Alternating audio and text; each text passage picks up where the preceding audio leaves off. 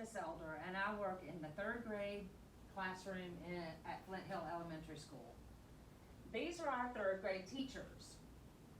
Mr. Evans, Miss Kitchens, myself, Miss Weldon, Miss Harbin, and Miss McMillan. Today we're going to look at math. Math can be scary to some people. Some people think they're not good at math. But sometimes you just have to learn different ways to do things. There are all kinds of different strategies. One of the things we're going to look at today is how you talk to yourself when you're doing math. If you tell yourself it's too difficult, then it's going to be.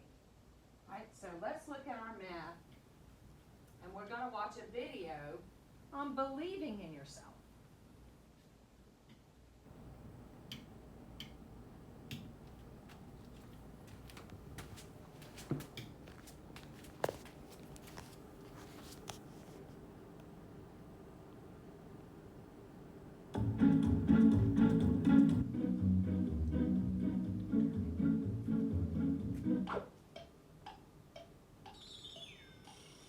This is so challenging. I really don't think I can even do this. This is really hard, but I believe I can finish it. I'm gonna keep trying different things. It's so exciting. Brain growth happening right here. They're trying to work on a problem. Oh, you're right. It's so exciting. Hey, what are you doing here? Watching your super awesome brain grow right here, right now. Really? Yeah, you believe in yourself and you're working on a really challenging problem. What about me? Well, you're also working on a challenging problem, but for some reason you don't believe in yourself. And that means that your brain won't grow as much. What? You totally have the potential in yourself. As long as you start believing in yourself, your brain will grow a lot more. Wow, I can do this. I really believe in myself now. Thinking back in middle school, I got this message that was reinforced that I was good at things like reading and writing. Not necessarily directly told that I was good at things like math, and so never, believed in my math abilities, and as a consequence would be left behind. So Joe, I was doing some reflection about my own experience in high school. I was wondering if you could tell me about the research about the intersection between how the brain works and correlations with how well you do in math. Yeah, it's really amazing actually. It turns out what you believe in yourself actually changes how your brain works. Some students have what's known as a growth mindset. Kids with a growth mindset believe they can learn anything. But some people have a fixed mindset and they think their intelligence is more or less fixed. So this graph shows you sets of students going through 7th and 8th grade, and it shows you their achievement. And the only difference between the two sets of students is their mindset. And you can see that the students with a fixed mindset, their achievement stays kind of level. But the kids with a growth mindset, their achievement's always going onwards and upwards. It kind of all takes off. I mean, it seems that if you believe in yourself, it actually changes how your brain operates and changes what you learn. It's just so important. Definitely. Believe in yourself.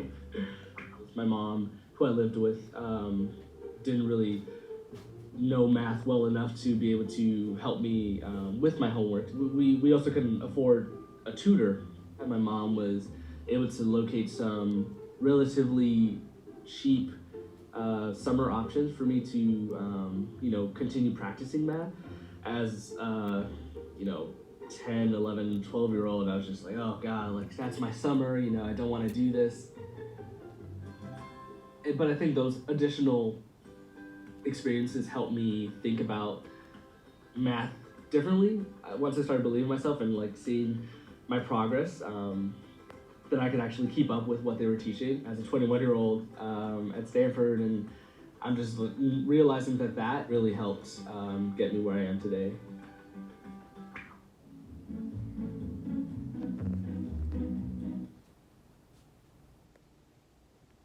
Okay. Like you said, the way you think about yourself and how you do things affects the way you do things. Henry Ford has a great comment. Whether you think you can or you think you can't, you're right. So your brain is strong enough to influence your abilities. Either way, If your brain tells you and your inner voice tells you that you can't do something, you're not going to try because you've already given up. If you tell yourself that you can, you're going to keep trying because you believe.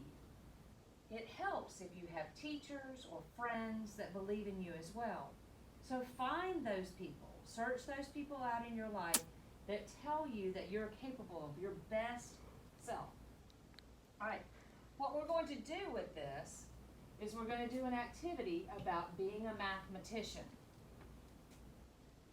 All right. We want you to have a sense of belonging within your mathematics community.